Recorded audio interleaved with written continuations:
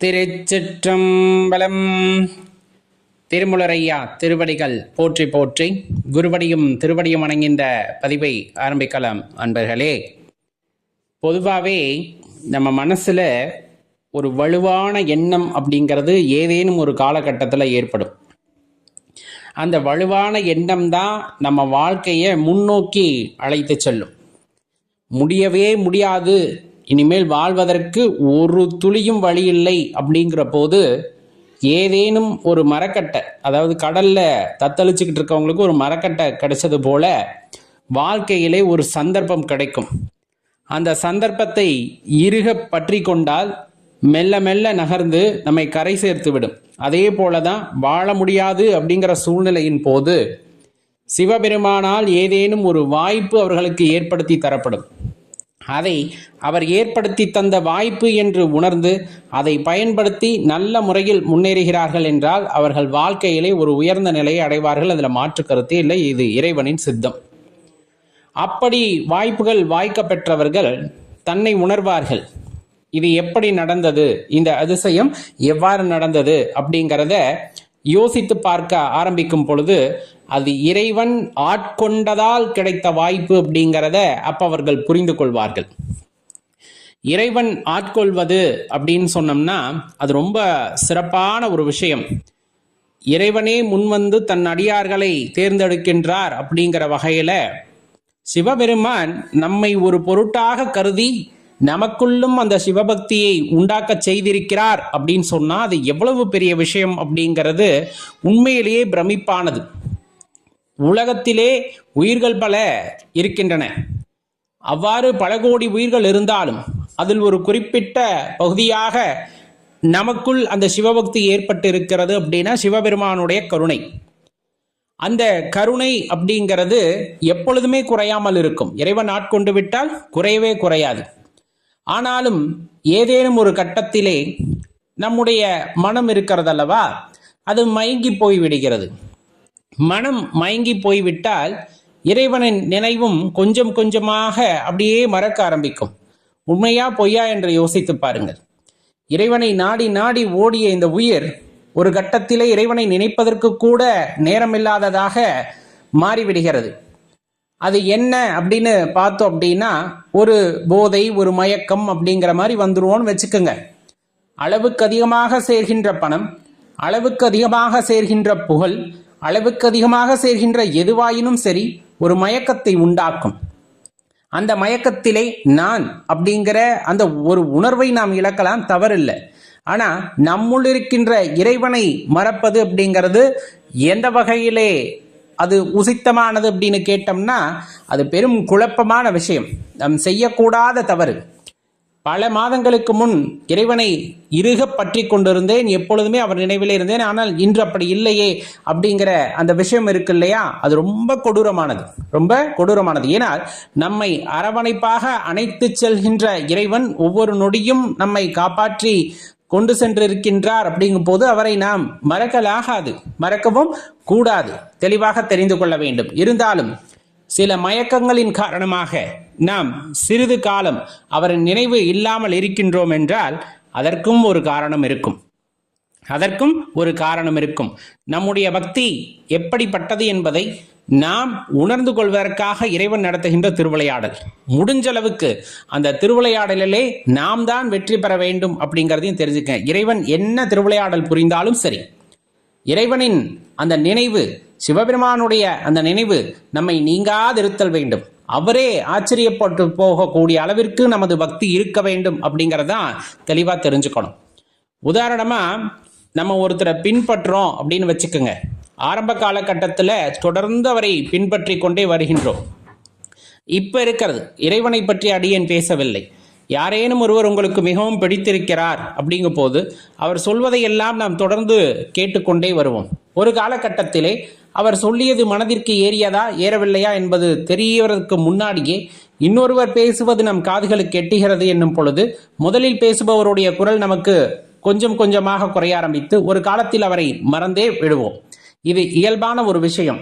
இதற்கெல்லாம் கால சக்கரத்திலே ஒரு கணிப்பு இருந்திருக்கும், ஒரு காரணம் இருந்திருக்கும். அதுல மாற்று கருத்தே இல்லை. மனித மனங்களிலே மாறுதல் அப்படிங்கிறதும் மறத்தல் அப்படிங்கிறதும் இயல்பு. ஆனா எது எப்படி இருந்தாலும் சரி, இறைவன் அப்படிங்கிற அந்த தத்துவத்திற்குள் வந்துவிட்டால், இறைவன் ஒரு வகையிலே நம்மை ஆட்கொண்டு விட்டார் எனில் அவரை மறப்பது அப்படிங்கிறது சாத்தியமில்லாத ஒன்று. எப்பொழுது அப்படின்னா, சிரத்தையுடன் கொண்ட பக்தியில் இருப்பவர்களுக்கு மறத்தல் என்பது ஆகாது. அவர்கள் மறக்கவே மாட்டார்கள், தள்ளி நிற்கவும் மாட்டார்கள். அவர்களுக்கு தீட்டு தடங்குன்னு கிடையாது. அல்லது நான் பாதிக்கப்பட்டேன், நான் அதை இழந்தேன், இதை இழந்தேன், பக்தியினால அது போச்சு, அந்த மாதிரி சில பதில்களுக்கே அங்கே இடம் இருக்காது. எது நடப்பினும் அது இயற்கையே அப்படிங்கிற அந்த தாற்பயத்தை உணர்ந்தவர்களாக அவர்கள் இருப்பார்கள். ஏன்னா ஜனனமும் மரணமும் இந்த உலகத்திலே புதிதல்ல, தொடர்ந்து நடந்து கொண்டிருப்பவை. எனக்காக இறைவன் அந்த நியதியை மாற்றுவாரா அப்படின்னு கேட்டால் கிடையாது. ஆனால் நான் இறைவனுக்காக என்னை மாற்றிக்கொள்ளலாம். எனக்கு அந்த வாய்ப்பு இருக்கிறது. இறைவனை உணர வேண்டும், அவரை அடைய வேண்டும், அவரை சரணடைய வேண்டும் அப்படிங்கிற எண்ணம் என் மனதிற்குள் தோன்றுகிறது என்றால், என்னுடைய சில குணங்களை யாருக்காக மாற்றிக்கொள்ளலாம்? இறைவனுக்காக மாற்றிக்கொள்ளலாம். ஆனால் எப்பொழுதுமே பந்த பாசங்களுக்கு அப்பாற்பட்டவராக இருக்கின்ற சிவபெருமான் யாருக்காகவும் தன் தொழிலை மாற்றுவது இல்லை, இந்த நியதிகளை மாற்றுவது இல்லை. எல்லாம் காரண காரியத்தோடே நிகழ்கின்றன அப்படிங்கிற விஷயம் நமக்கு தெளிவாகவே தெரிந்திருக்கும், இந்நேரம் உணர்ந்திருப்போம். எது நடப்பினும் அது ஏதேனும் ஒரு காரணத்திற்காகத்தான் இந்த உலகத்திலே நிகழ்கிறது அப்படின்னா அதுல மாற்று கருத்தே இல்லை. அது நன்மையானாலும் சரி, தீமையானாலும் சரி, உங்கள் பார்வையிலே படுகின்ற எதுவாயினும் சரி, பிறந்த எல்லாம் இறந்தாக வேண்டும், எலும்பிய எல்லாம் மண்ணாக வேண்டும். இது தத்துவம், இது அசைக்க முடியாத தத்துவம். எதுவாயினும் சரி, கடைசியில் மண்ணையே சாரும், மண்ணாக போகும் என்பது விதி. அப்படிப்பட்ட காலகட்டத்திலே நாம் அதற்கு விதிவிலக்கா அப்படின்னு கேட்டா கண்டிப்பா கிடையாது. இறைவன் நியதிக்குள் நாமும் வருகின்றோம். அப்ப நினைவு வருகிறது, மறக்கின்றோம் என்றாலும் காரணம் இருக்கும். ஆனால் மறவாதிருக்கின்ற உரிமை யாருக்கு இருக்கிறது என்றால் நமக்கு இருக்கிறது. எந்த சூழ்நிலை வந்தாலும் சரி, எவ்வளவு கொடூரமான சூழ்நிலை வந்தாலும் சரி, அந்த நிமிடத்தில் கூட இறைவனை மறவாத மனம் நமக்கு இருக்கிறது அப்படின்னா அது பெரிய விஷயம், அது பெரிய கொடுப்பனை. சிவபெருமான் நமக்கு தந்த வரங்களிலே மிகவும் உயரிய வரம் அப்படின்னு சொன்னோம்னா அவ்வரத்தை சொல்லலாம். என்றும் மறவாத மனத்தை இறைவன் கொடுத்திருக்கிறார் அப்படின்னா அது பெரிய ஒரு வரப்பிரசாதம், வரமாக கருத வேண்டும் அப்படிங்கிறதுல எல்லளவும் மாற்றம் இருக்காது. எந்த இடத்திலெல்லாம் இந்த மறதி வருகிறது, படித்தோம் மறந்தோம் என்று போய்விடுவோம், நினைத்தோம் மறந்தோம் என்று போய்விடுவோம், எழுதினோம் மறந்தோம் என்று போய்விடுவோம். எல்லாம் மறதிதான், இல்லை என்று சொல்லவில்லை. ஆனால் இறைவனை மறவாதிரு மனமே என்று மனதினிடம் மன்றாடி கேட்டுக்கொள்ளுங்கள். அப்பொழுது அந்த மனது இறைவனை பற்றியே நிற்கிறது. அப்படிங்கும் போது அந்த அலாதியான இன்பத்தை நம்மால் உணர முடியும் அப்படிங்கிறத நம்ம கொஞ்சம் கொஞ்சமா புரிந்து கொள்வோம். அவ்வாறு புரிந்து கொள்ளும் பொழுது இறைவனை பற்றிய சிந்தனை மனதிலே இருக்கும். இறைவனை மறக்கக்கூடாது என்ற அந்த மனம் அப்படியே துடித்து கொண்டே இருக்கும். ஒவ்வொரு நேரமும் அந்த இருதய துடிப்பு துடிக்க துடிக்க சிவபெருமானே சிவபெருமானே, சிவனே சிவனே என்று துடித்து கொண்டே இருக்கும். அந்த இன்பம் எல்லாம் யாருக்கு கிடைக்கப் போகிறது அப்படிங்கிறத யோசிச்சு பார்த்தா அது அடியார் பெருமக்களாகிய நமக்கே கிடைக்கப் போகிறது அப்படின்னா அதில் மாற்றுக்கொறதே இல்லை. நிறைய விஷயம் சொல்ற மாதிரி அடியேனும் சில இடங்களிலே உணர்ந்தது உண்டு. இந்த காலகட்டத்திலே அடியேன் சில பேருக்கு இறைவன் கருணையினால் நன்றி சொல்லவும் வேண்டியதிருக்கிறது. ஏனென்றால் நமது இந்த காணொளி அல்லது இந்த வீடியோ பதிவுகள் எல்லாம் சிவபித்தன் சேனலிலே வர ஆரம்பித்த காலம் முதல் இன்று வரை தொடர்ந்து பின்பற்றி வருபவர்கள் ஏராளம்.